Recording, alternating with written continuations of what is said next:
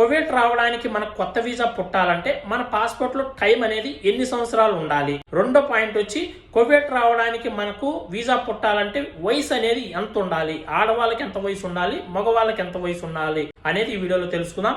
ఎవరికైనా సరే కువైట్ రావడానికి కొత్త వీసా పుట్టాలంటే మీ పాస్పోర్ట్ లో టైం అనేది 2 సంవత్సరాల కంటే ఎక్కువ ఉండాలి. ఇది ప్రతి ఒక్కరు కూడా గమనించండి. మీ పాస్పోర్ట్ లో ఒకవేళ 2 సంవత్సరాల కంటే తక్కువ ఉండింది అనుకోండి, ఖచ్చితంగా మీ పాస్పోర్ట్ ను రిన్యూవల్ అనేది చేయించుకోండి. 2 సంవత్సరాల 3 నెలలు, 2 సంవత్సరాల 5 నెలలు ఖచ్చితంగా మీ పాస్పోర్ట్ లో టైం ఉంటేనే మీకు కొత్త వీసా అనేది పుడుతుంది. ఇంకా రెండో పాయింట్ వచ్చి మీరు కువైట్ కి రావాలంటే మగవాళ్ళకు 21 సంవత్సరాల కంటే ఎక్కువ ఉంటే మీరు కువైట్ రావడానికి మీకు వీసా అనేది పుడుతుంది.